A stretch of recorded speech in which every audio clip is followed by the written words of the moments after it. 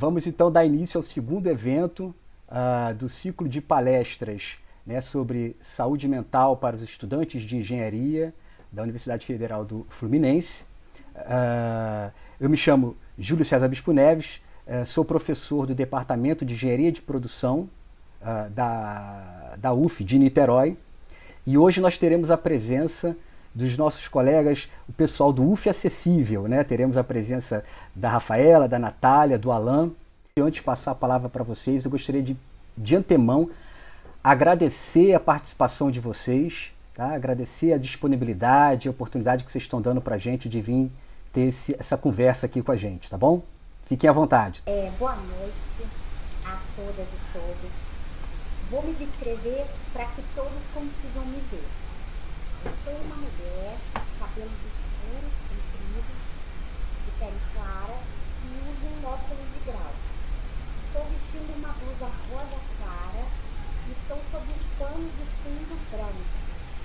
Meu nome é Rafaela. Estou aqui com a minha companheira de trabalho, uma parceira, membro da Comissão Acessível, e o Alan, que é um parceiro também da Comissão Acessível. Em nome da comissão, a gente agradece imensamente a participação nesse evento, um evento tão oportuno como necessário. Né? Obrigada, professor Júlio e a professora Denise, né, do projeto. Sem dúvida, esse projeto da Engenharia de Produção se torna hoje um dos parceiros, né, da comissão. Então, a gente tem certeza que vai ter muitos outros encontros futuros aí. E mais cursos na nossa universidade e nas demais UFs criem espaços semelhantes, né, de troca em vista da saúde mental dos estudantes e automaticamente da permanência deles, né, com a gente na universidade. E essa universidade mudou. Né? Hoje ela reflete de modo muito mais totalizante a sociedade atual. A sociedade que lida de forma mais latente com as questões de saúde mental que em outros tempos históricos. Né? Então, é claro que a universidade vai se deparar com esses desafios cada vez mais. E isso está intimamente associado à conquista, né, de direitos, às políticas e ações afirmativas e o próprio processo de democratização do ensino superior no país. Então, vamos lá. Por que esse título, né? Possibilidades de atendimento, né, que incorporem a dimensão do afeto. Atendimento, afeto, e o que é o UFSC? Bom, respondendo à primeira pergunta, se a gente escolheu esse título, a gente sempre pensa, quando fala afeto, né, a gente se remete ao toque, ao abraço, ao carinho, sim, mas antes disso, e no contexto que a gente está falando hoje, vivendo o ensino e o trabalho remoto, o atendimento com afeto é o atendimento que se importa, que se implica, que se compromete com a demanda que está sendo apresentada. É a que considera as necessidades trazidas pelo estudante, por exemplo, e que busca contribuir efetivamente com a resolução, com possíveis saídas, né? Que muitas vezes é o aluno quem traz as saídas também. O aluno apresenta a questão e no falar, ele mesmo chega à conclusão da saída, só que muitas vezes ele precisa de um apoio, um auxílio, um suporte. Às vezes precisa ser ouvido apenas, mas às vezes precisa de uma mediação, de uma intervenção. E a universidade precisa fazer isso, né? Então, a gente entende a afetividade como a criação de laços, de pertencimento, de redes de apoio, que atuam, entre outros, na mitigação da evasão, né? Na evasão discente, no abandono. Isso incide diretamente, né? A gente já tem vários estudos que comprovam isso. Então, na nossa prática em Volta Redonda, no setor de apoio educacional, do qual eu faço parte, a gente tem registrado inúmeros casos em que esse perfil de atendimento que a gente está se referenciando, está referenciando aqui, se mostrou crucial para a diplomação desses estudantes, né? Esses estudantes que buscaram um auxílio. E vamos lá, quem é a comissão? Aquela segunda pergunta que a gente vai responder, né? Nós somos um grupo de pessoas com e sem deficiência que trabalha para garantir, monitorar, acompanhar a política de inclusão da UF. A gente assessora o gabinete no tema, né, o gabinete da reitoria, e surgimos com o propósito de aglutinar todas as ações e projetos e programas que trabalham com a inclusão e acessibilidade e que estavam dispersos, né? Acessibilidade da pessoa com deficiência, da pessoa com transtornos globais do desenvolvimento, das pessoas com altas habilidades e superdotação, das pessoas com transtornos de aprendizagem, né? E a Natália vai explicar o que é isso, né? E pessoas com necessidades educacionais específicas. E é aqui que entra o público que se encontra, por exemplo, em situação de emergência psíquica, né? Ou de urgência psíquica, ou como fala, né, a grande referência em inclusão, né, o Romeu Sasaki, as deficiências psicossociais, né, um termo que foi utilizado na Convenção sobre os Direitos das Pessoas com Deficiência na ONU em 2006. Então, professores, né, que nos ouvem, estudantes, atender esse aluno, a gente está atendendo direitos, né? Então, a gente pode depois falar sobre isso, sobre a política mais macro da universidade, mas agora eu vou passar a palavra para a Natália, para ela pormenorizar algumas questões e a gente volta a conversar. Boa noite a todas e todos. Eu sou a Natália Fonseca, sou uma mulher de pele branca, estou com meu cabelo na altura dos ombros, ele está preso, né, para o lado. Uso óculos de grau, óculos grande, tenho vários brincos, um piercing no nariz, eu estou com um gloss assim na boca. A minha blusa, ela é uma blusa cinza, que tem quadrados brancos, pretos e amarelos.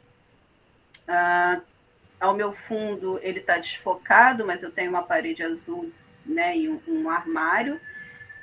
Sou também uma pessoa com deficiência, né? Tenho uma síndrome rara, que desencadeia aí alguns impedimentos e algumas necessidades de adaptação. Pois bem, continuando o que a Rafa muito bem já colocou no início, a comissão ela vem de um trabalho desde 2005, né? Então, são pessoas que estão no processo de inclusão e acessibilidade dentro da universidade desde 2005, que surge aí num projeto de extensão, e aí a importância dos projetos de extensão, né? Ele surgiu lá em 2005, e aí ele veio se moldando e melhorando, né, nesses aspectos, se tornou divisão.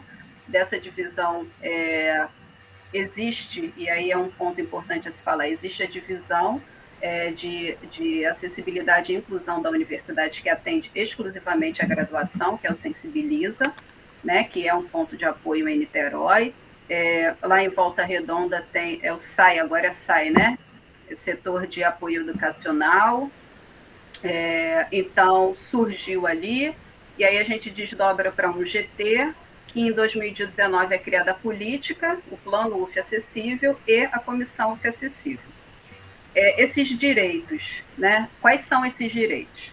Há um estudante, há um apoiador, o estudante que necessite, ele tem esse apoiador em sala de aula, flexibilização de currículo, o aumento, a extensão de prazo para formatura, acesso a material didático acessível, né, dentro das suas necessidades, intérprete de Libras, tem direito a essas questões e a esse acompanhamento.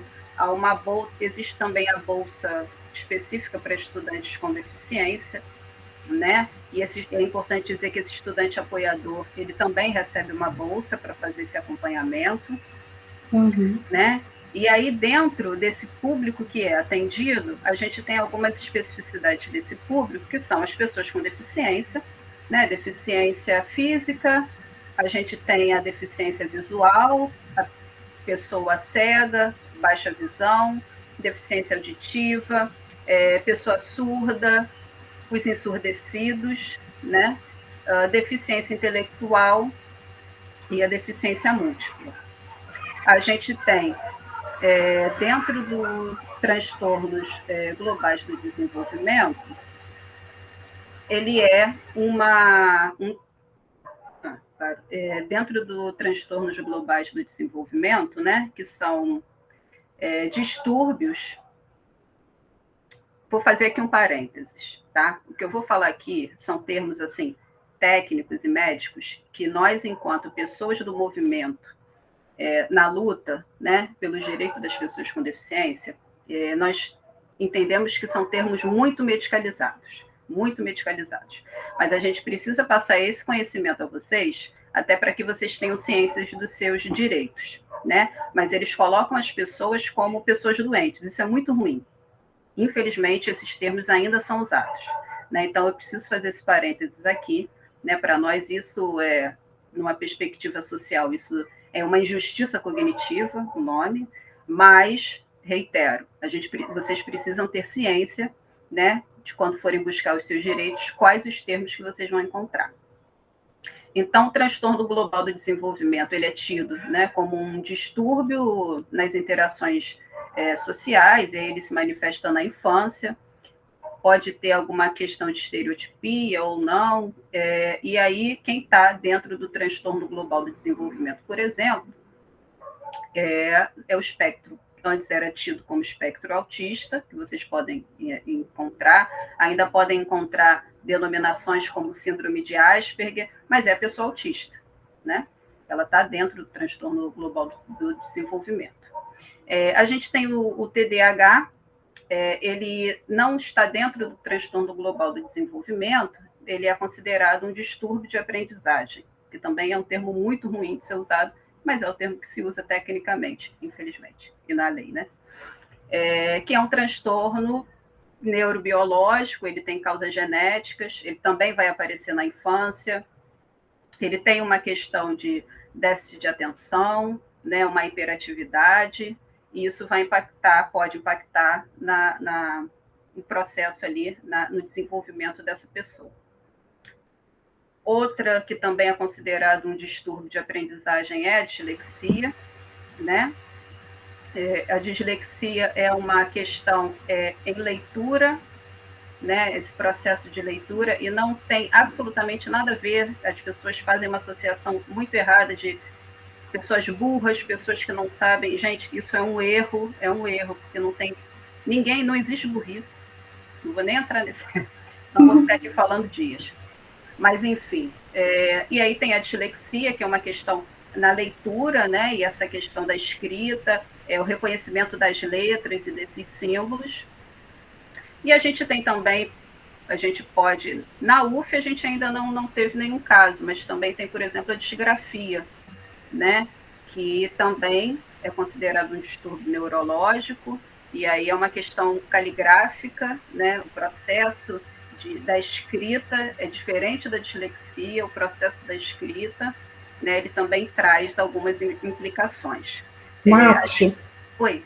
Desculpa te interromper, você me fez lembrar de um aluno aqui de Volta Redonda, uma aluna, ela tinha descalculia também, né, que é a questão do números e letras, né, dessa questão. Isso. Tem uma questão também da temporalidade dentro da descalculia, né, que essa perspectiva de tempo pode ter, né. Outro ponto importante é a gente entender que não existe receita de bolo. Então, cada pessoa ela é única, cada pessoa ela precisa de uma avaliação específica, não é todo mundo que tem. Eu tenho deficiência auditiva, então nós, entre a deficiência auditiva, somos diferentes, tá? Então, não existe receita de bolo. É um atendimento, por isso, o acolhimento é importante, o afeto é importante. Natália? Oi? Se você me permite, acho que de repente o Alan vai falar sobre isso. Vocês estão me ouvindo? Uhum.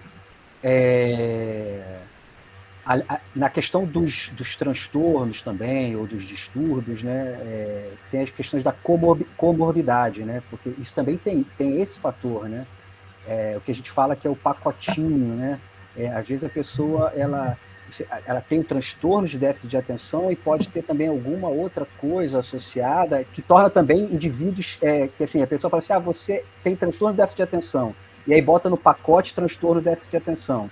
Não é isso. Cada indivíduo é um indivíduo diferente um do outro, né? Sim, são... Desculpa se eu falei alguma besteira. Não, tá correto. É isso. É por isso que a gente fala que não existe uma receita de bolo, né? Quando a gente fala, por exemplo, em deficiência múltipla, é você indicar que aquela pessoa ela pode ter várias, porque deficiência é uma característica de cada sujeito, né? É uma forma de existir no mundo. Então, um único sujeito ele pode ter diferentes características de deficiências ou transtornos, né?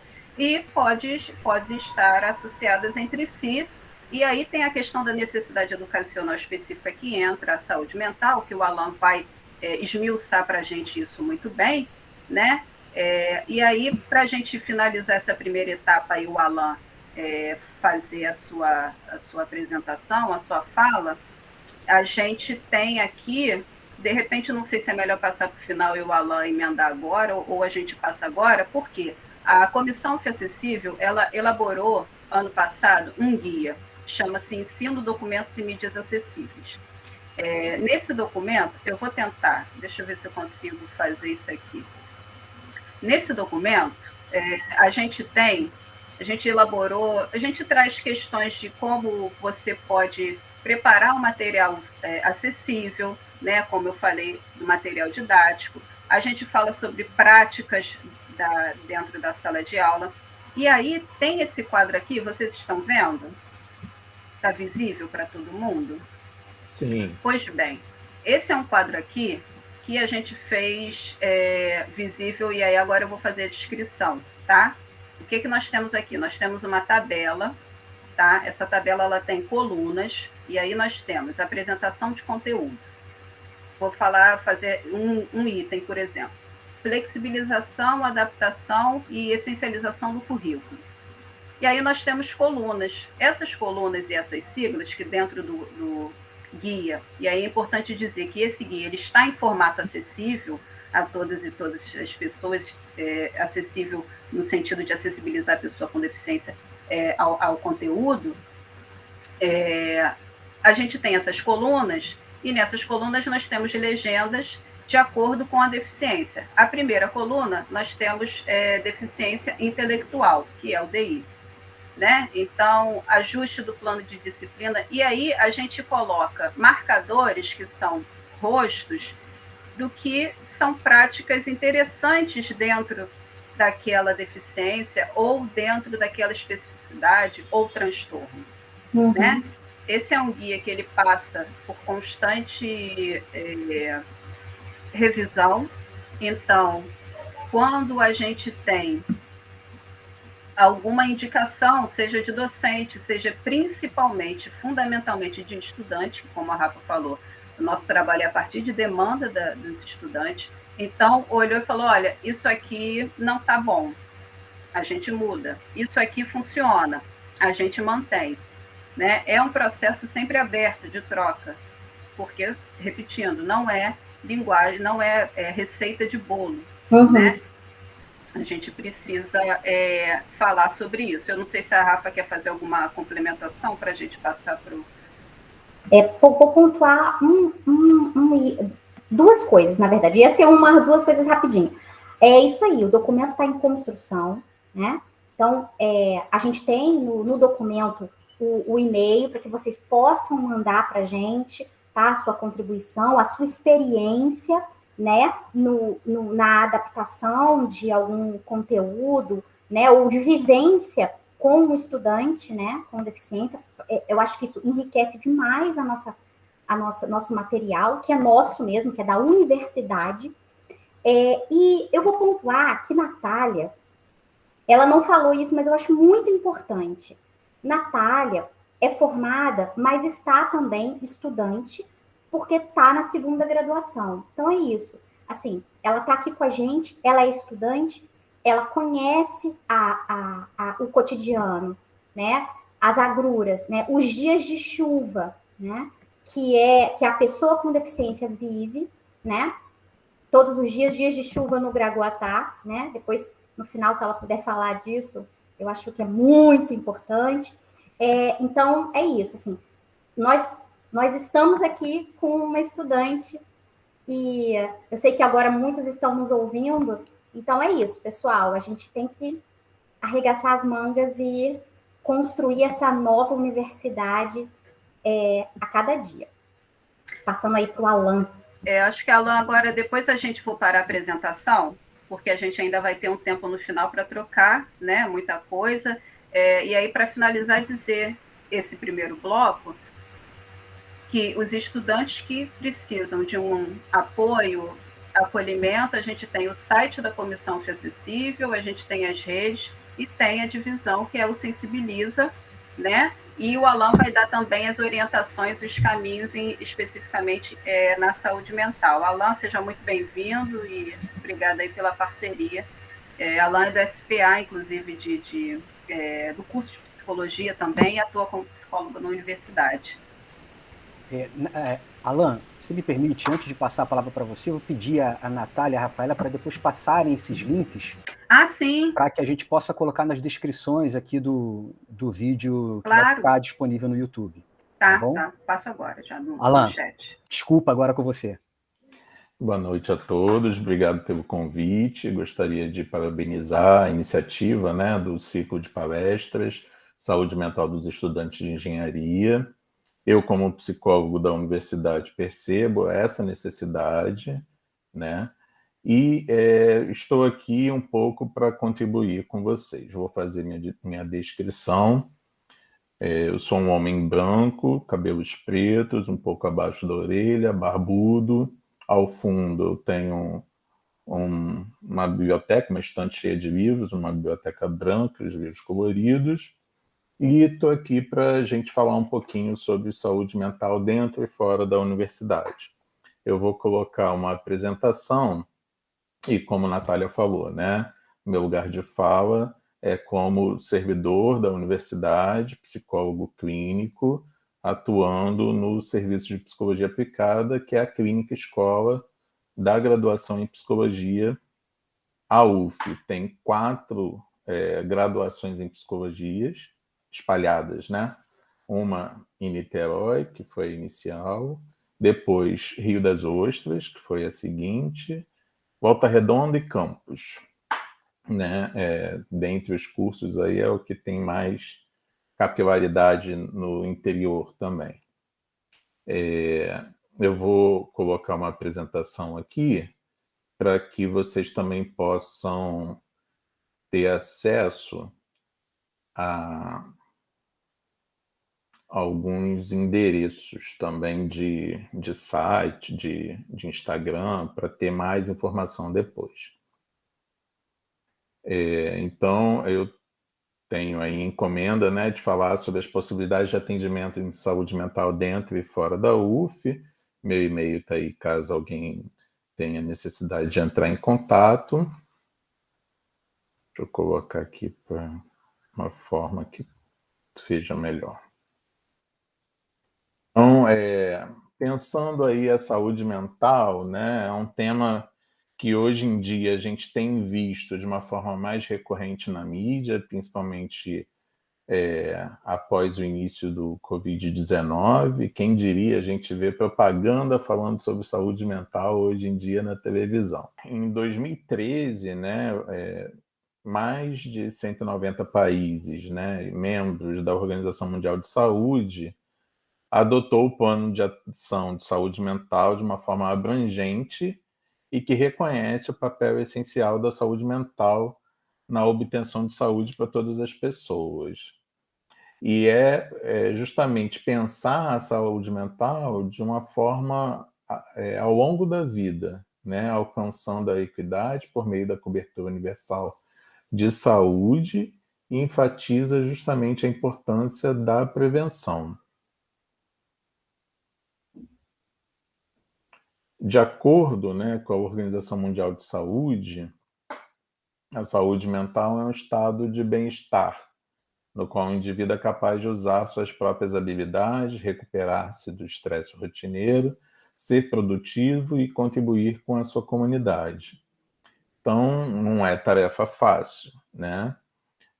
Poder usar as próprias habilidades para, a partir daí, lidar com o estresse que acontece no dia a dia e justamente produzir e contribuir com a comunidade é uma tarefa das mais árduas e justamente por conta disso se percebeu a necessidade de se aprofundar na temática de uma forma mais incisiva. O Brasil é considerado um dos países que tem maiores índices de ansiedade e depressão, né, que são considerados transtornos, mas também podem ser utilizados, no caso da ansiedade, como motor para desenvolver algumas atividades. Tem gente que só trabalha sob pressão, e no meio acadêmico a gente vê de forma comum isso acontecer. Então, nessa atividade, né, da Organização Mundial de Saúde, 4 objetivos foram estabelecidos: a liderança e a governança mais eficaz para a saúde mental. E aí eu vou fazer um paralelo, né? A Universidade Federal Fluminense recentemente tem criado uma assessoria de saúde mental junto ao gabinete do reitor. Prestação de serviços de saúde mental e assistência social abrangentes e integrados em ambientes comunitários, ou seja, os serviços precisam conversar, precisam dialogar, porque o público-alvo muitas das vezes é o mesmo e os serviços não se conhecem. Implementação de estratégias de promoção e prevenção e fortalecimento dos sistemas de informação, evidências e pesquisas. Então, dentro da universidade, a gente foi vendo, né, um terreno fértil para se abordar essa temática da saúde mental de uma forma mais incisiva. Existia várias iniciativas, né, e a Pró-Reitoria de Assuntos Estudantis, né, possui uma divisão de atenção à saúde do estudante, o DASE, que criou 3 seminários seguidos, né, em dezembro de 2018, está repetido aqui, abril de 2019, junho de 2019, para abordar essa questão junto aos estudantes. E também foi criado o Programa de Prevenção e Atenção à Saúde Mental dos Estudantes da UF, que foi lançado em novembro de 2019. E aí, assim, o que a gente tem, né, enquanto possibilidade de atendimento dentro da UF? Eu listei alguns aqui que podem ser conhecidos de muitos e outros nem tanto. Como eu falei, né, o serviço de psicologia aplicada, a clínica escola, né, da graduação em psicologia, e aqui em Niterói a gente funciona no 5º andar do Bloco N. Nesse período pandêmico, né, os atendimentos têm sido feitos de forma online e os atendimentos são feitos por alunos em graduação em psicologia do 7º ao 10º semestre, que é o estágio profissionalizante, né? E a clínica, né, o atendimento clínico feito pelo SPA não é só online, mas também tem outros campos de estágio, como o Hospital Universitário Antônio Pedro, a rede de atenção à saúde do município, seja ela no âmbito da saúde da mulher ou da saúde mental e os seus diversos serviços, no campo da área de trabalho. Em outros momentos já tiveram também estágio em outros locais, como o Conselho Tutelar, Juizado da Infância e da Juventude, e a gente percebe, né, da importância que fazer com que o aluno vivencie essa experiência. Isso acontece em Niterói, mas também acontece em Campos dos Goytacazes, Rio das Ostras e Volta Redonda. No site do Serviço de Psicologia Aplicada da UF Niterói existe um link em que os alunos podem acessar para se inscrever para atendimento de primeira vez. Esse link, ele aponta a data, né, que vai ter o próximo atendimento. Nesse momento, né, como a gente está em período de férias universitárias, não está tendo esse primeiro atendimento, mas quando retornar às aulas, vai ter essas marcações de semana sim, semana não. Às segundas-feiras, às 8 da manhã. E aí se abre o formulário do Google Forms e os alunos ou comunidade, de uma forma geral, porque no SPA não atende somente alunos, atende a comunidade como um todo, universitária e não universitária, e de acordo com a ordem de chegada do preenchimento desse formulário, é feito esse encaminhamento para o aluno em estágio para o atendimento. Nos outros polos universitários existem formas diferentes, mas geralmente tem acontecido assim. A divisão de atenção à saúde do estudante, a DASE, que é vinculada à Pró-Reitoria de Assuntos Estudantis, ela funciona, né, na reitoria. Eu estou falando isso, né, aonde que é também, porque quando retornar às aulas presenciais é importante também saber, né, e as atividades presenciais. Por enquanto está sendo de forma remota, e aí tem o site da DASE, em que também tem link e que é ofertado um quantitativo de 50 vagas por mês para atendimentos dos estudantes. Existe uma iniciativa chamada SABEGRA, que é Saúde Mental e Bem-Estar da UF. Aí tem o link do Instagram. É uma iniciativa de um desdobramento de uma pesquisa, que foi uma pesquisa multicêntrica para pensar a saúde mental dos estudantes universitários no país, em que a UF representou a região Sudeste. As outras universidades participantes foram a Universidade Estadual do Amazonas, a Universidade Federal Rural de Pernambuco, a Universidade Federal do Mato Grosso do Sul e a FURG, a Universidade Federal do Rio Grande, junto com a UF. E, no caso da UF, não foi feito só a pesquisa, como desdobramento, vendo os altos índices de necessidade de acesso a tratamento, foi criado um projeto de extensão em que, nesse Instagram, também tem a forma de contato. O aluno, aí, nesse caso, é só para alunos, assim como o DASE. O aluno preenche um e-mail, né, encaminha um e-mail com os dados, é entrado em contato, marcado um dia, um horário para atendimento, e esse atendimento é feito por psicólogos da universidade, voluntários psicólogos que estudaram na universidade ou estão fazendo pós-graduação, docentes, e justamente nesse intuito de acolher, né, o sofrimento, a situação que se apresenta em relação aos alunos. O Gato em Teto de Zinco Quente é uma iniciativa junto à Faculdade de Educação, Departamento de Psicologia da Educação, funciona também no Gragoatá, também está funcionando de forma online. Nesse link, né, do Instagram do Gato e no site deles vocês vão obter mais informações. A abordagem é psicanalítica e também é feito atendimentos individuais e grupais online.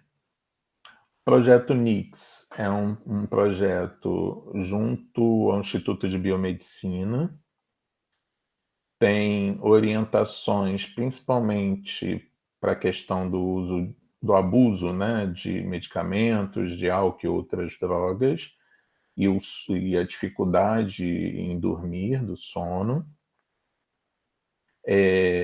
No Instagram, vocês também, projeto.nix.uf. Eu vou falar os outros Instagrams que eu não falei, para quem não está podendo ver, pode escutar.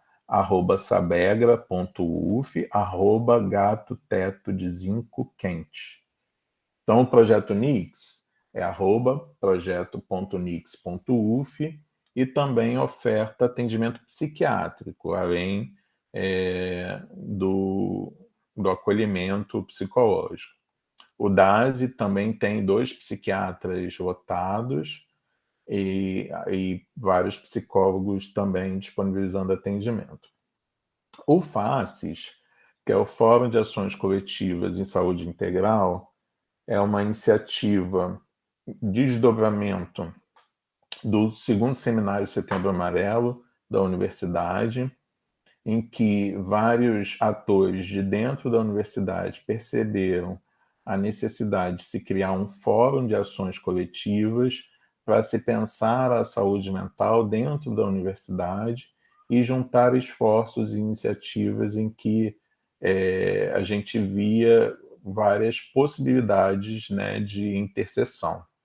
Então, o Instagram é @facesuf, tem reuniões periódicas e 2 eventos acontecendo anualmente. Um é o Seminário Setembro Amarelo.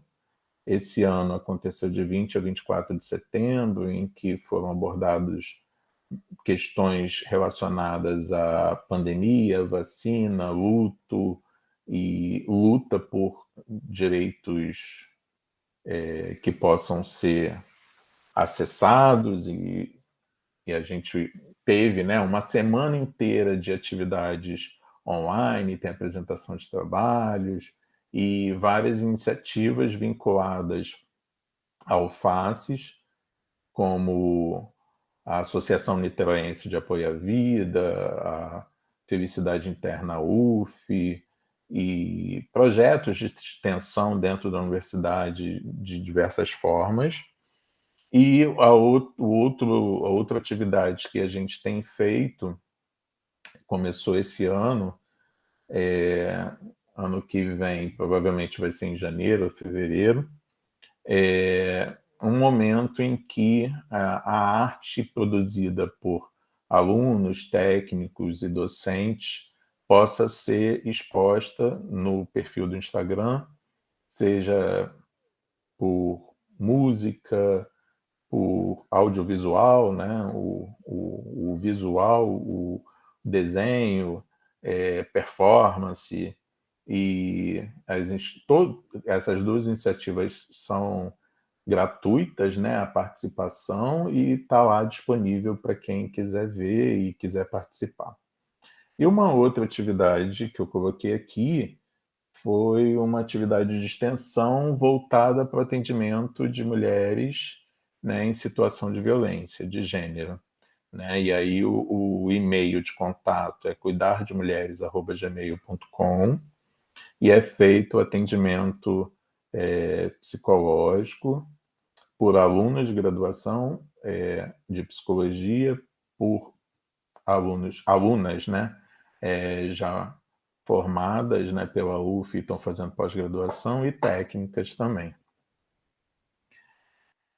E por último, né, fora da UF, a gente sempre reforça, né, a importância de se acessar o SUS. Né? Então, junto ao SUS, a gente tem os ambulatórios de saúde mental, que são regionalizados.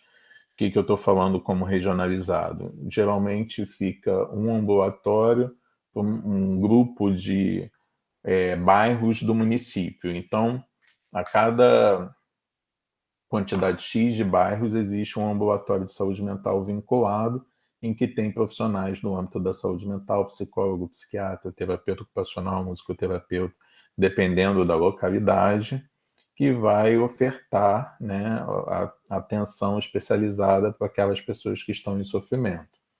O mesmo acontece em relação aos centros de atenção psicossocial, que tem diversas modalidades. A 1, 2 e 3 modifica de acordo com o horário de funcionamento e a quantidade de profissionais. O 3, né, 24 horas, e também tem serviços especializados para usuários de álcool e outras drogas, e infanto-juvenil, até 18, em alguns lugares até 21, dependendo de como eles entendem a rede. Em Niterói, né, a gente tem 2 CAPs, um CAPS e um CAPS AD.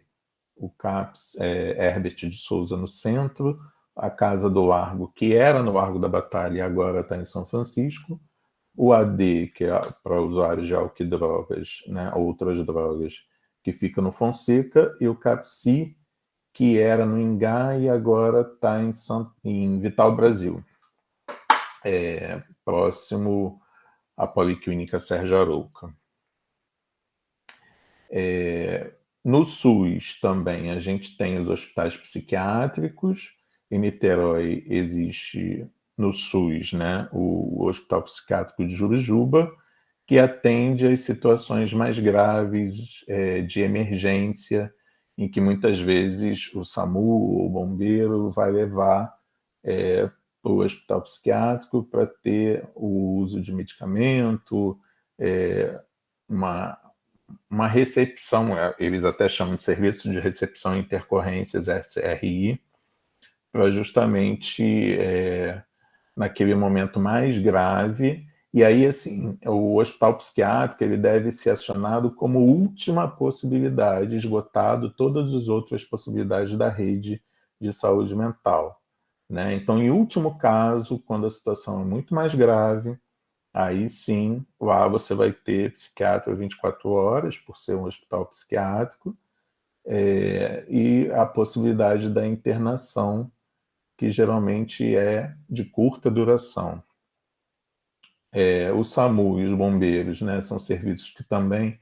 O SAMU faz parte do SUS e o bombeiro é um aliado do SUS, né, em função da possibilidade de atendimento em situações de calamidade, desastres, quedas, acidentes. Então, nessas situações na rua, são acionados esses serviços.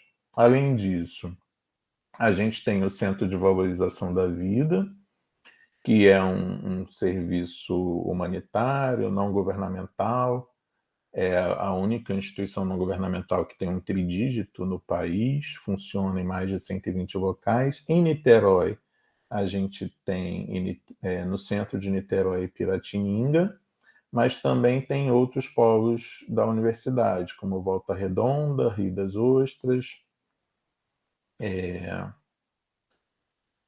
E tem a possibilidade não só do atendimento pelo 188, mas também via chat, e-mail. Presencial, nesse momento, está suspenso por conta da pandemia, né, conforme as orientações sanitárias. E para mais informações, vocês podem ver no perfil do Instagram CVV Oficial ou no site cvv.org.br.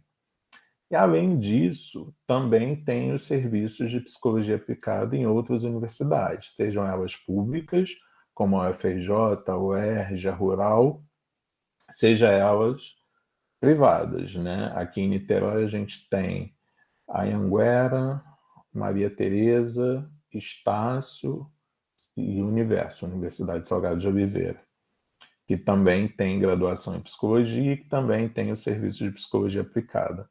Cada uma, mais informações nos sites, como possibilidade de atendimento nesse âmbito, né?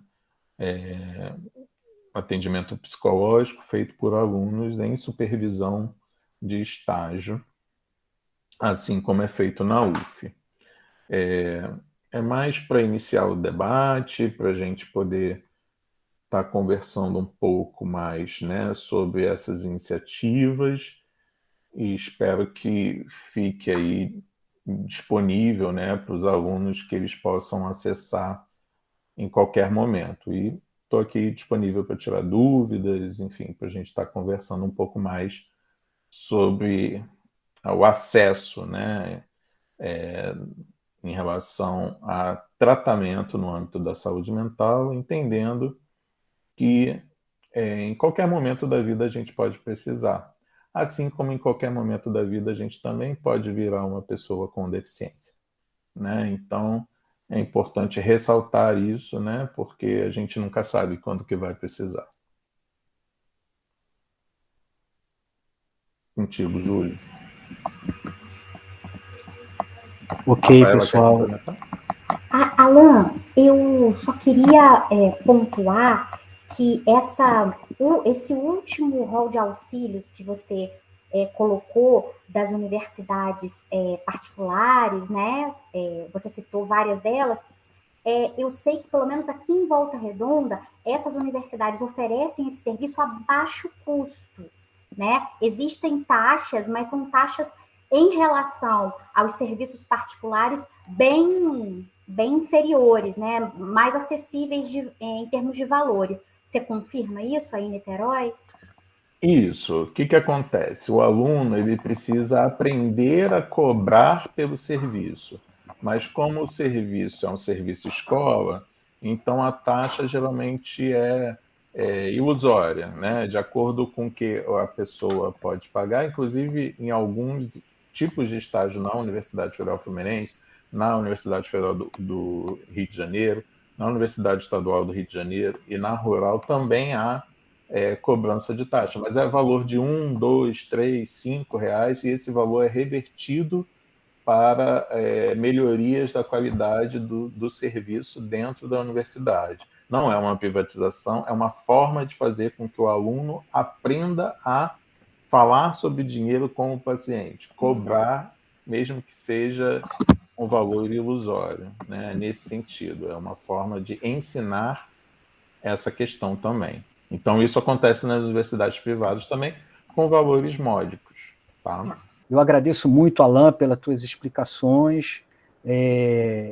São poucas as pessoas, quer dizer, não sei se são poucas, mas assim, esse conhecimento que você trouxe, né, dos caminhos que o aluno ele pode percorrer, é muito importante, são muito importantes essas explicações, porque muitos alunos a gente conversa e eles não sabem. Então, isso é uma excelente oportunidade, né, que a gente está tendo hoje de passar para os alunos, né, que estão tendo a oportunidade de assistir agora e que vão assistir esse vídeo depois, sobre os caminhos que eles podem percorrer para o atendimento possível dentro da universidade, né?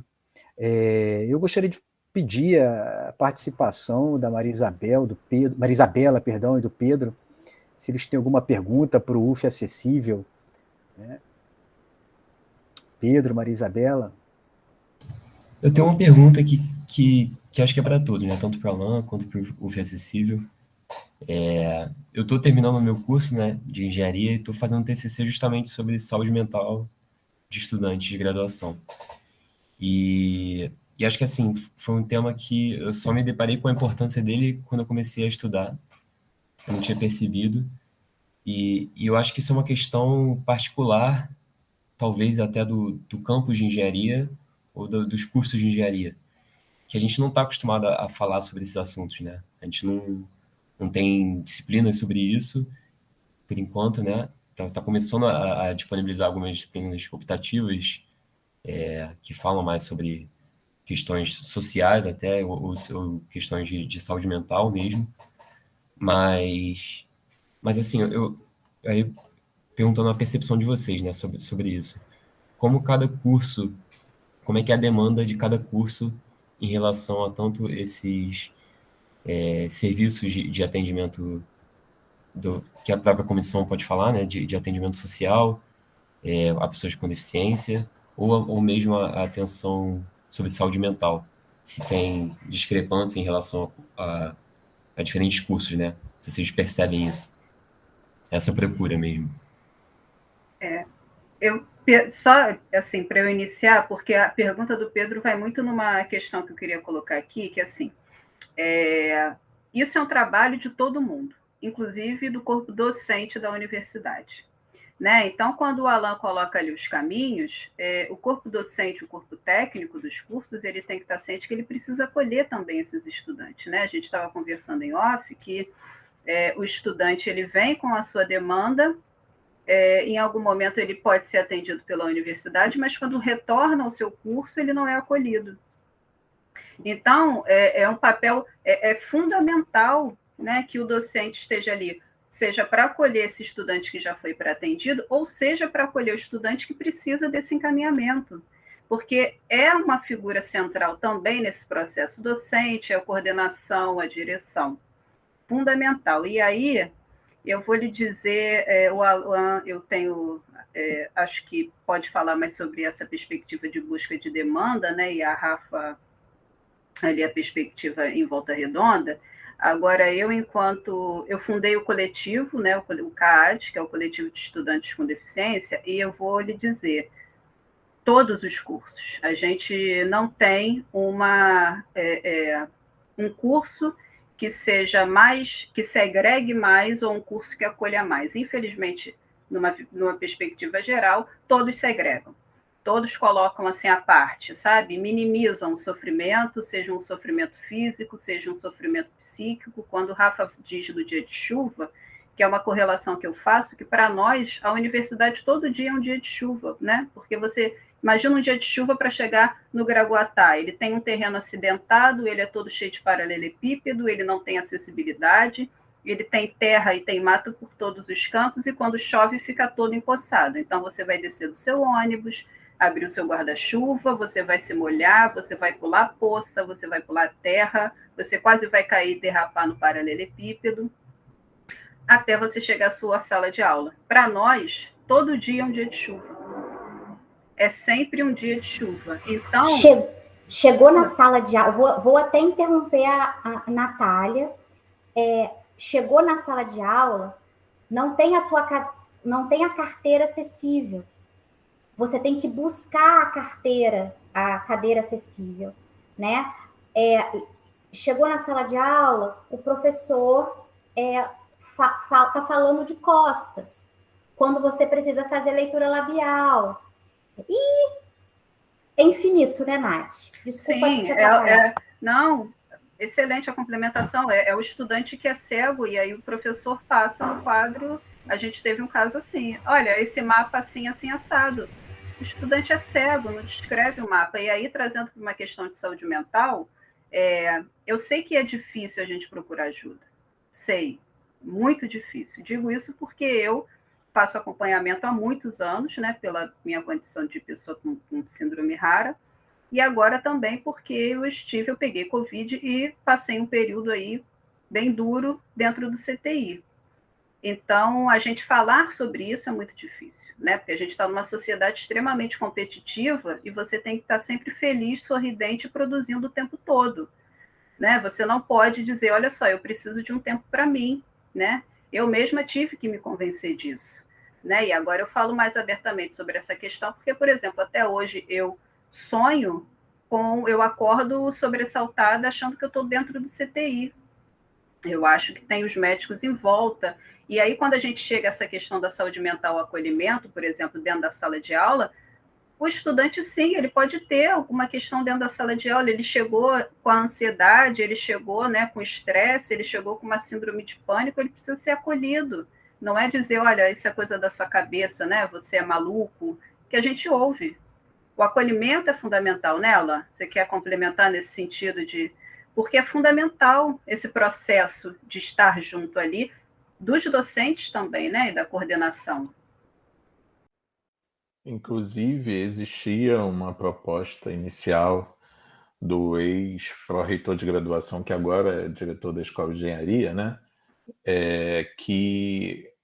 de criar um centro de suporte acadêmico em que uma das atividades era justamente esse acolhimento no âmbito da saúde mental. E uma das discussões que estava sendo feita e paralisou foi justamente identificar em cada curso os técnicos e assuntos educacionais e os docentes mais próximos a essa questão, em que os alunos recorrem, para ter como referência, né, para que isso possa desencadear realmente uma atuação em rede. O que eu percebo enquanto psicólogo clínico na universidade, que já atuou coordenando uma equipe que atendia docentes, técnicos administrativos, dependentes e alunos, e hoje está na retaguarda da graduação em psicologia, eu percebo que a graduação na área de exatas, né, os cursos da área de exatas, no módulo básico, né, na formação básica, há uma repetência muito grande de algumas disciplinas com alguns professores localizados, né? E isso faz com que haja uma retenção e, quem sabe, uma evasão. Não estou dizendo que é para aprovar todos, estou dizendo que tem que ser dado a disciplina da forma como deve ser. Mas o relato de alguns é que justamente não é tão inclusivo, não explica tão bem, e não precisa ir muito longe, é só ir nas redes sociais, na época de pedido de inscrição de disciplina, que vocês vão ver os alunos perguntando qual é o professor que ensina melhor, que explica melhor. Tá tudo lá nas redes sociais, eu não estou falando nenhuma mentira, né? Então tem os nomes lá que vocês podem ver quais são os professores mais indicados. É claro que tem gente que pergunta qual consegue passar mais fácil, mas esses são os mais raros, né? Mas a questão da didática é fundamental, e muitas das vezes os docentes eles são formados enquanto pesquisadores, né? E não enquanto professores. Então, percebendo isso, a Pró-Reitoria de Assuntos Estudantis, junto com a Pró-Reitoria de Graduação, tem desenvolvido algumas ações no intuito de fazer com que se modifique essa situação. Então, há alguns cursos específicos para formação de professores, tanto no âmbito da saúde mental, que eles possam ter esse conhecimento que a gente está falando aqui, quanto também em relação à didática, né? Existem iniciativas interessantes dentro da própria universidade. A questão é que os professores que mais precisam também não procuram, né? E aí, assim, eu não estou querendo falar, o docente também tem total liberdade de dar a aula do jeito que ele acha que deve ser, mas o que eu estou falando é esse rendimento, né, do aluno, que muitas das vezes reprova a primeira, reprova a segunda, reprova a terceira, e às vezes é o mesmo docente dando a mesma matéria, não tem como fazer de forma diferente em algumas disciplinas, né? Em outras não, tem essa possibilidade.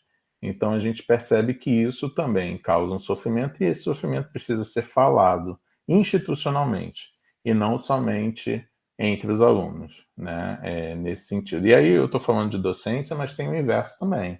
Os docentes também falam dos alunos, né? E tem todas as questões que a gente percebe aí na universidade, mas o que a gente está querendo ressaltar aqui é que é importante falar sobre isso e ter ações efetivas nesse aspecto, né, para que possa se mudar essa realidade e não ter tanta evasão e tanta retenção conforme alguns cursos apresentam, né? E os que não apresentam, existe uma preocupação um pouquinho maior nesse aspecto, né? Então tem as tutorias em relação aos alunos, que muitas das vezes é feito por alunos de pós-graduação, de mestrado e doutorado, e que tem encontros sistemáticos com os alunos de graduação para que possa estar acompanhando todo esse processo, né? Enfim, acho que tem muito a ver. Agora, estar fazendo engenharia de produção e escrever sobre saúde mental, acho que é um desafio, hein, rapaz? Mas, por outro lado, tem muitas interseções, né? Pensar na saúde do trabalhador, saúde mental do trabalhador, né? Acho que tem tudo a ver com engenharia de produção, pensar na ergonomia, pensar em outros aspectos também. E assim como recrutamento e seleção de pessoal, engenheiros de produção, pedagogos, assistentes sociais estão entrando no campo, né? Enfim, não é um campo exclusivo da psicologia. Então, acho que tem tudo a ver. Obrigado aí pela pergunta. Okay. Maria Isabela, você tem alguma pergunta? Sim, eu queria primeiro comentar, né, o que a Natália disse, a questão da dificuldade em procurar ajuda. Eu, como estudante, digo que muito dessas possibilidades de atendimento, por exemplo, da UF, a gente não tem conhecimento. Algumas, por exemplo, eu fui saber que existia quando entrei, né, para o grupo de pesquisa, que fazendo o levantamento, e assim, precisei pesquisar também bem a fundo, para conseguir encontrar informações. Às vezes encontrava um nome, mas eu não sabia como funcionava. Então, tem essa parte da questão de, às vezes, tenho a sensação de que não é tão bem divulgado, talvez.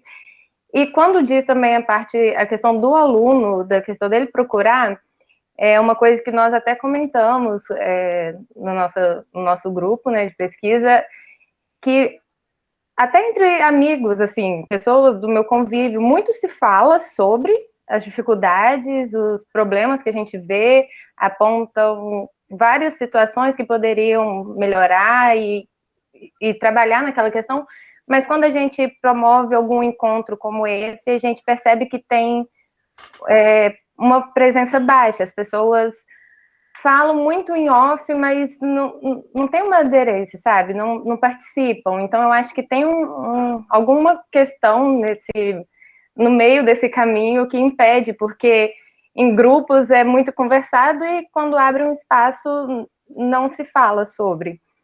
E aí a questão que eu ia perguntar, fugindo um pouco, mas a respeito da acessibilidade, por exemplo, da faculdade, que a Natália mencionou o campus do Gragoatá, mas lá na Praia Vermelha também, assim, eu não frequento muito o Gragoatá, né, mas dentro do nosso campus é bastante complicado isso. Eu, como uma pessoa que não possui alguma deficiência, percebo claramente, então imagino que para as pessoas com deficiência seja bem dificultoso.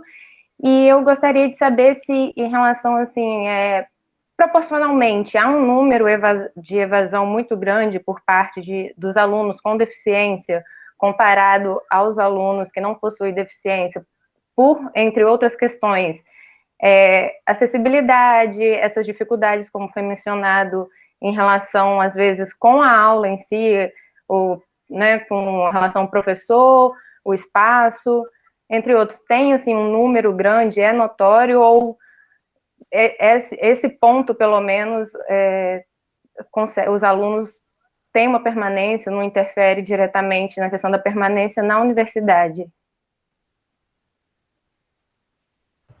Quer responder, Rafa? Fala. Hoje, a gente está numa frente de trabalho, Maria Isabela, muito importante, que é a do censo. Né? A gente está fazendo o censo, né, do número de estudantes com deficiência. Eles entram pelas cotas, né, pelos Ls, mas eles também entram pela ampla concorrência. Então, existe um número, mas a gente sabe que há uma subnotificação mesmo, porque a gente não consegue alcançar todos esses alunos, né, os que entram pela ampla. Alguns não nos sinalizam, outros querem sinalizar, mas tem essa dificuldade de encontrar, né, um canal, um caminho. Então, assim, a gente está trabalhando para que isso se aperfeiçoe e se afine, né? Hoje, né, Nath, a gente pode dizer que o número é na casa dos mais de 500 alunos, né? Com deficiência. Mais de 500 alunos, porque o que aconteceu é que a cota na UF ela só foi implementada em 17,2. Então, a gente ainda não tem um número, porque você tem um período mínimo de curso entre 4 anos e meio e 5 anos, para fazer um comparativo de estudantes que evadiram do seu curso ou de estudantes que não concluíram, né? Porque dentro dessa perspectiva do período, e aí a pessoa com deficiência e transtorno e as necessidades, ela ainda tem uma extensão de prazo, né? São 2 anos, né? Isso. Então, vamos colocar assim por baixo, porque isso tem cursos que são 6 anos, mas vamos colocar aí uma média que ela tem em torno de 6 a 7 anos de conclusão, né? Então, a gente fazer uma estatística geral consolidada, a gente ainda está no período, né, desses estudantes se formarem.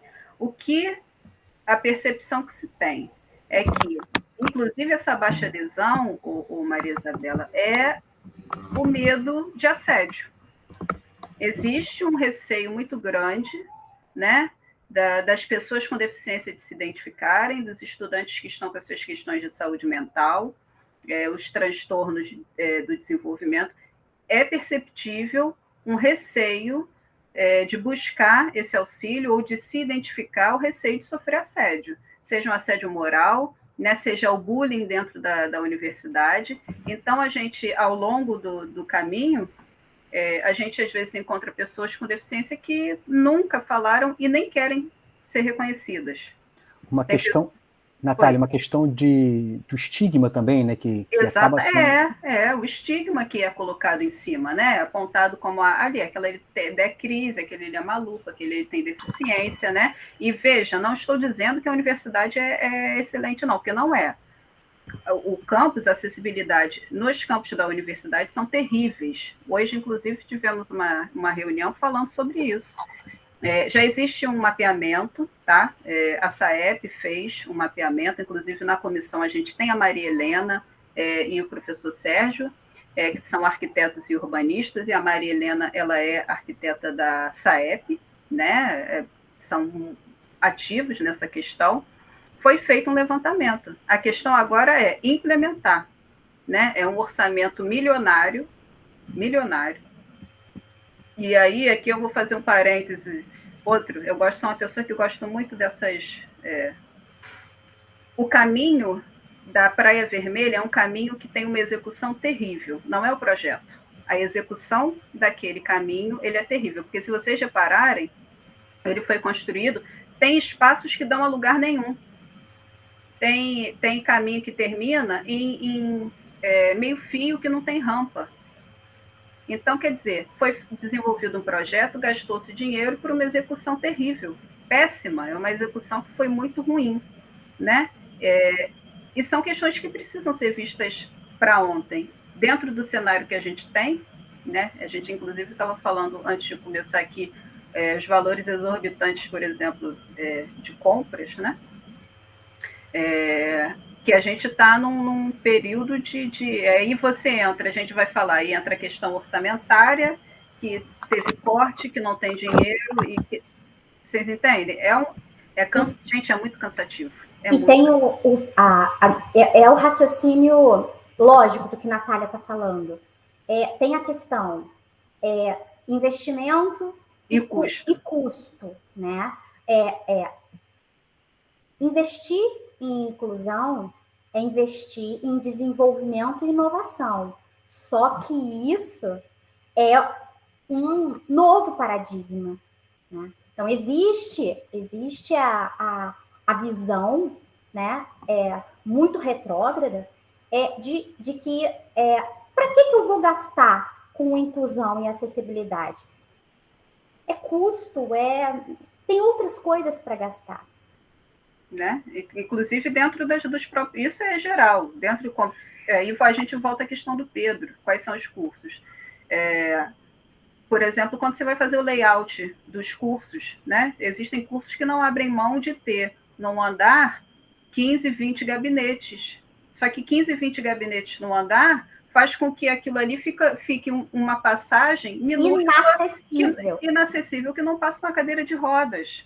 Quando a gente fala que precisa colocar bebedouro, precisa fazer bebedouro acessível, obra em banheiro, mas aí para que eu vou colocar? Porque aqui no meu curso só tem 2 estudantes que precisam de um bebedouro acessível, entende? Assim, não é um sentido de coletividade, porque não é só aqueles 2 estudantes, a gente está falando de um universo de 70 mil pessoas que é a UF. A gente precisa mudar essa cultura, né? Quando a gente traz o acolhimento, entender que todo mundo é responsável e os estigmas. Existe um medo real dos estigmas, né?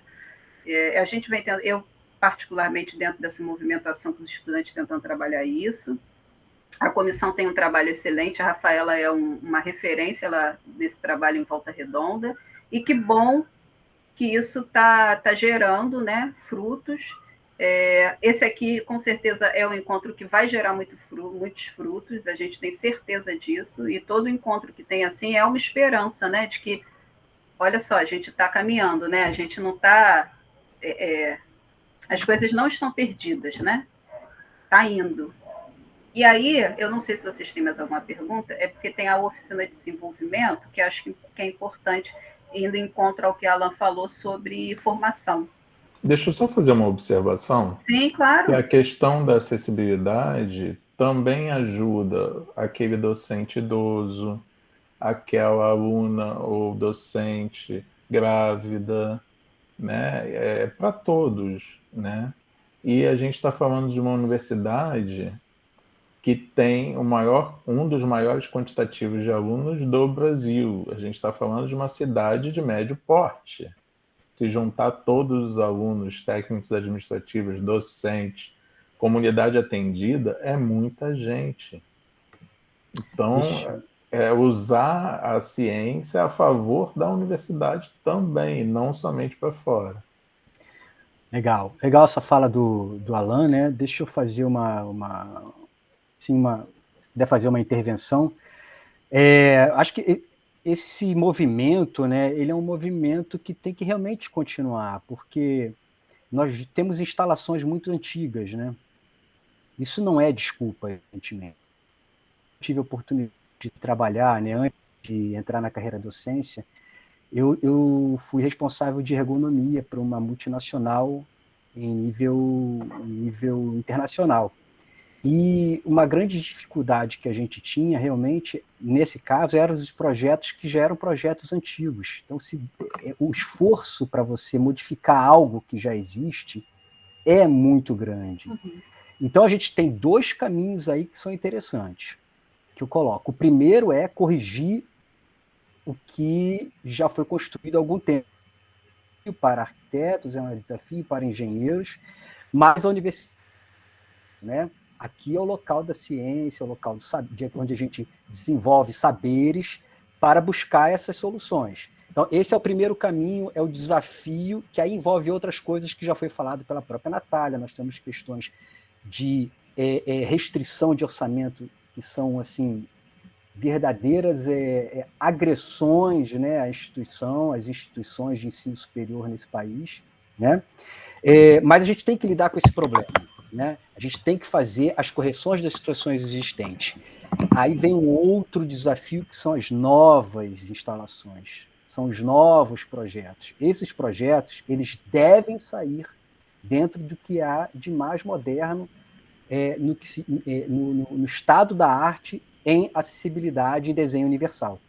Então, 2 caminhos que eu coloco: o caminho da correção das situações existentes e o caminho da concepção das novas situações, né?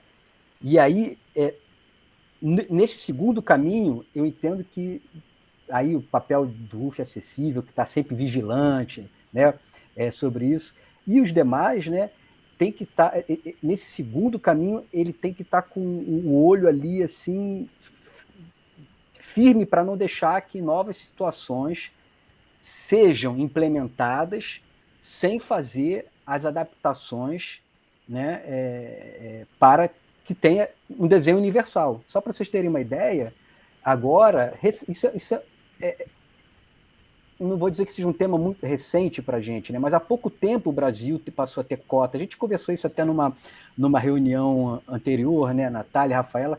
Há pouco tempo o Brasil passou a ter cota para pessoas com deficiência nas empresas, né?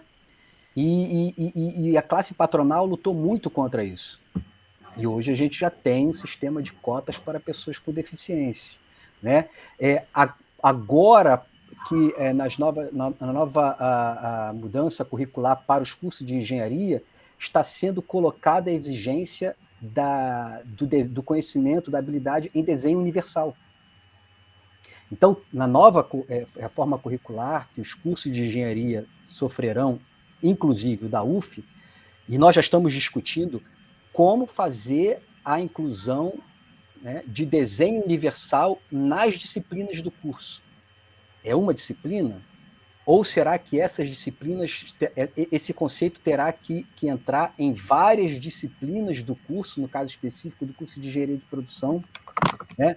Layout, ergonomia, engenharia de métodos, estou falando de disciplinas do curso de engenharia de produção, especificamente, e os outros também, como o desafio, né? Então, tudo isso está sendo discutido na nossa reforma curricular. Então, é um desafio grande. Temos aí a oportunidade, né, de trabalhar nisso no futuro, quando as oportunidades aparecerem, e ficarmos vigilantes, eu gosto de insistir nisso, sobretudo nas novas situações, porque senão a gente vai enxugar gelo. Por quê? Temos hoje instalações antigas que não estão adaptadas. Como eu falei, o custo para adaptação realmente é um custo, muitas das vezes chega a ser, em determinados casos, eu já vivi isso, se torna impeditivo, né? Mas,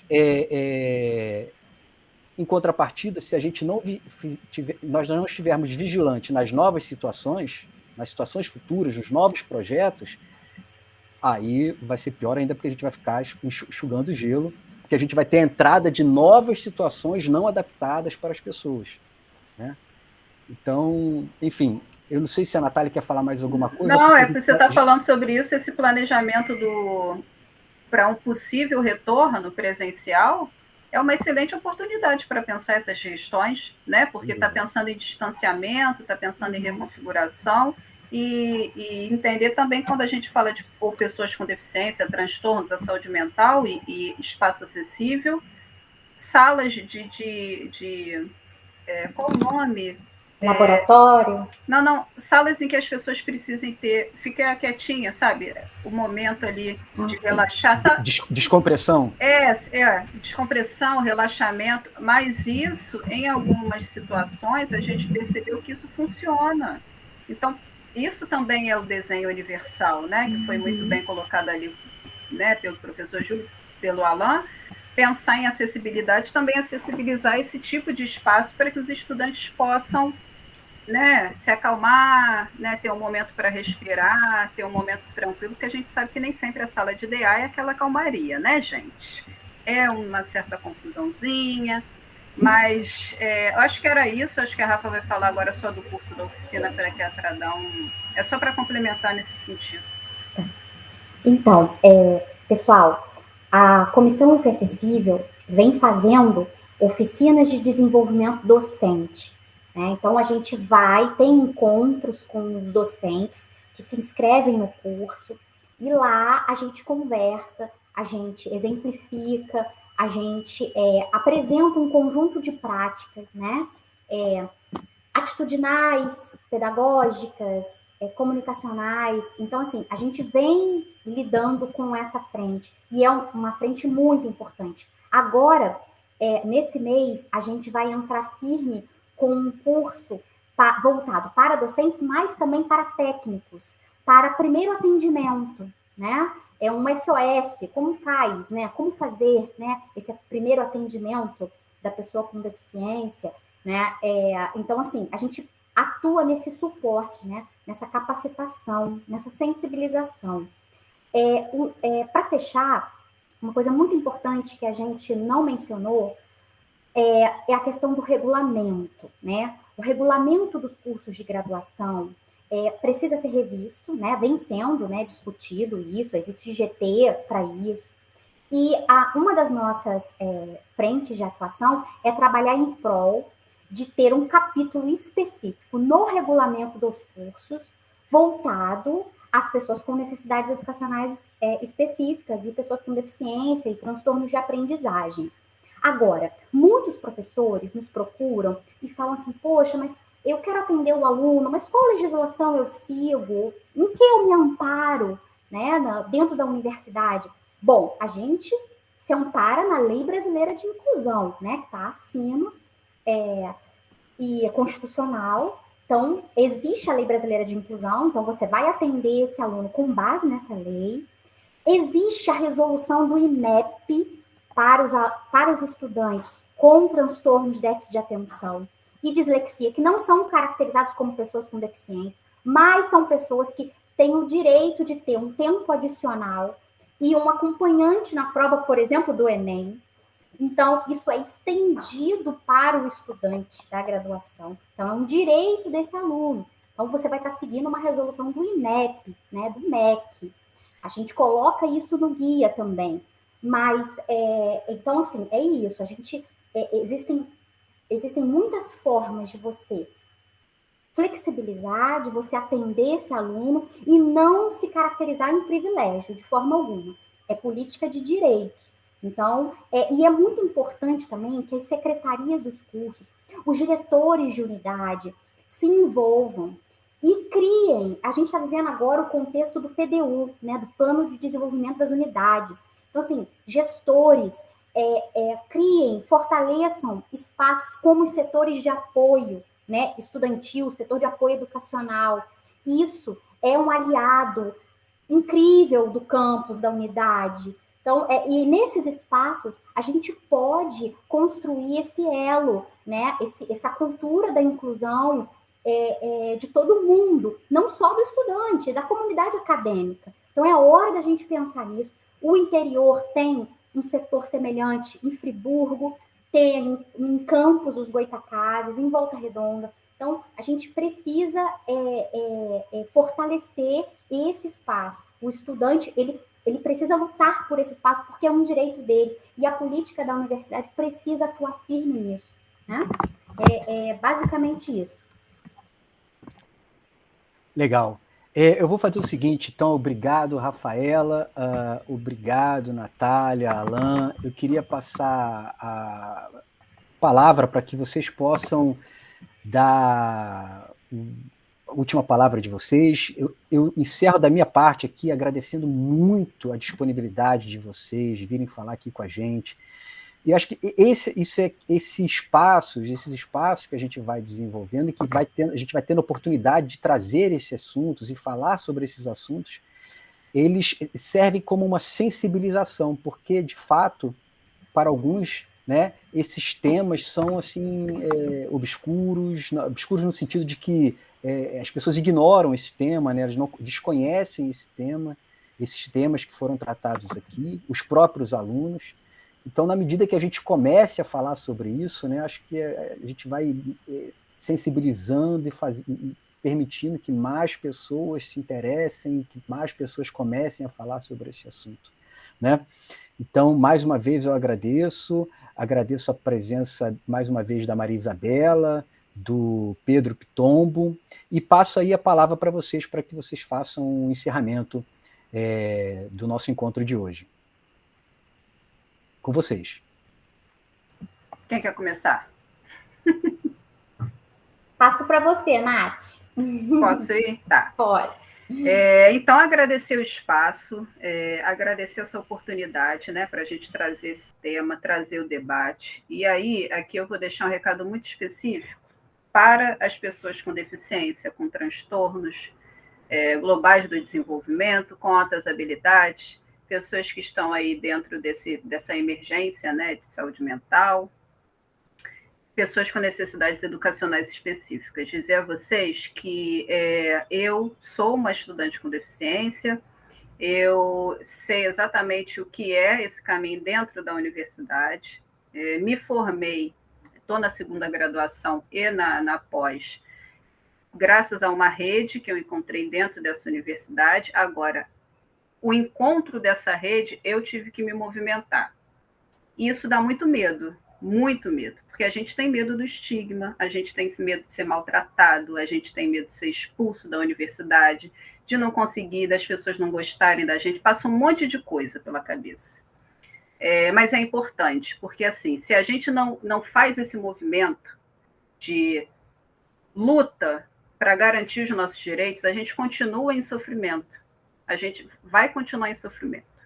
Então, o movimento de luta, de buscar esse apoio, de buscar essa rede, de buscar esse espaço, não é para brigar com ninguém, não, é para garantir o direito, e é para conseguir o diploma, e é para chegar ao final, e principalmente é para acabar com esse sofrimento, né? Então, assim, busquem, é difícil. Se vocês precisarem, a gente está aqui. Uma prática que a gente tem, seja no coletivo, no DCE, na comissão, a gente não expõe os atendimentos. Isso é uma prática, entrou em contato com a gente, buscou atendimento, isso nunca vai ser exposto, até porque existe uma lei federal que protege esses atendimentos e esses dados. Então, não precisa ficar preocupado de que vão contar, vão falar alguma coisa, não. É um assunto privado do âmbito pessoal. Então, nos busquem, busquem os seus pares, se precisarem de ajuda, a gente está aqui, porque a gente precisa caminhar nessa luta. E só a luta é que vai modificar e garantir os direitos, viu? Prazer mais uma vez, Pedro e Maria Isabel, e professor Júlio e a toda a engenharia de produção, obrigada, viu? E ao Alan também, a Rafaela, que são parceiros sempre excelentes. Obrigada.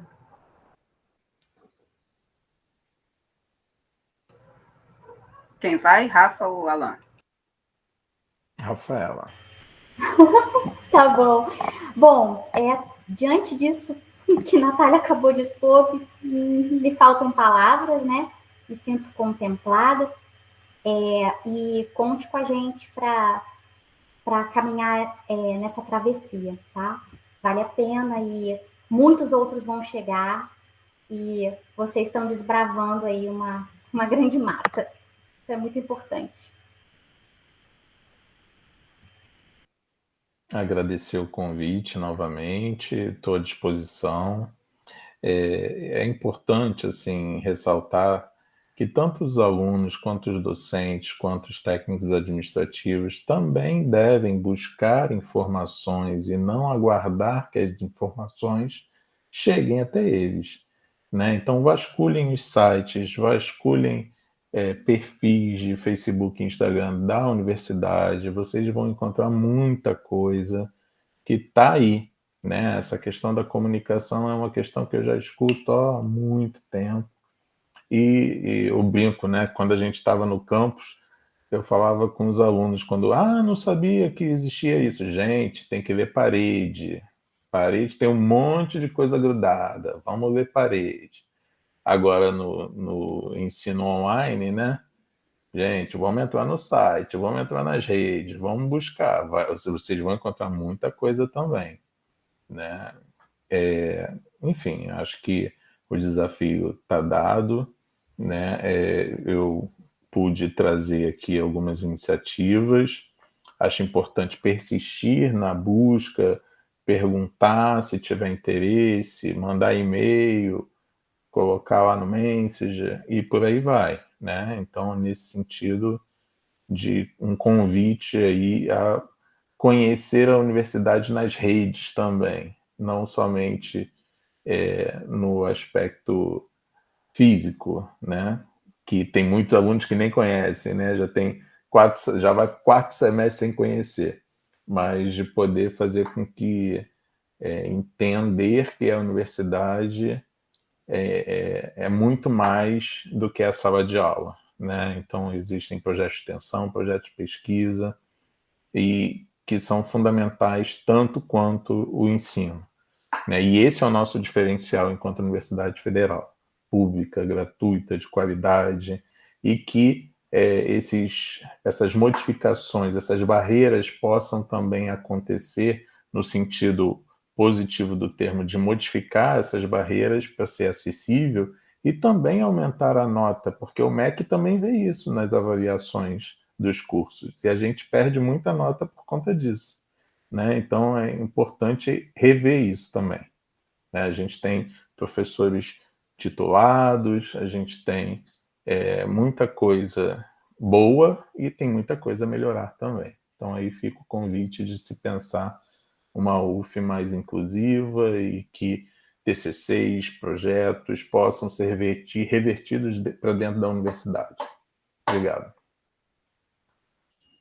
Obrigado, Alain. Obrigado, Rafaela, Natália. Maria Isabela e Pedro, vocês querem dar um tchau para a turma do UF Acessível?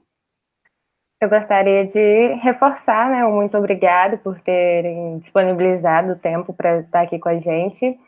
É de extrema importância a gente conversar sobre isso, né, divulgar mais as iniciativas, falar sobre esses problemas, e eu acredito que de pouco em pouco vai alcançando mais pessoas, né, então continuaremos. Muito obrigada novamente, é isso. Ok. Pedro, você está por aí? Claro. Queria agradecer também rapidamente. Acho que o trabalho que tanto o Alan quanto a Natália, quanto a Rafaela, vocês fazem na universidade é incrível. E com certeza já estão tem pessoas que já estão colhendo esses frutos, né, do trabalho que vocês fazem, e vamos esperar que cada vez mais, né, pessoas possam tomar proveito desse trabalho tão incrível mesmo que vocês têm feito. Obrigado aí por esse tempo também de expor aqui para os alunos e de apresentar, né, tudo que vocês têm feito dentro da universidade. Pedro, Maria Isabela, só tem sentido por causa de vocês. Só tem sentido por causa de vocês. Então... Ok, pessoal. Então, olha só, eu agradeço mais uma vez a participação de todos aqueles que tiveram disponibilidade de assistir esse vídeo. Reforço que nós tivemos um problema de transmissão e que vocês provavelmente vão assistir uma edição desse encontro, tá? Que vai ficar disponível lá no canal da Coordenação de Engenharia de Produção, tá bom? Fiquem bem. Aí a gente se encontra aí no próximo evento, que vai ser um evento sobre meditação. Tá? A gente vai ter a visita de um professor da Escola de Educação Física da Universidade Federal do Rio de Janeiro, que trata ele é professor de lutas e tem uma cadeira de meditação na Escola de Educação Física e Desportos da Universidade Federal do Rio de Janeiro. Um grande abraço e até a próxima.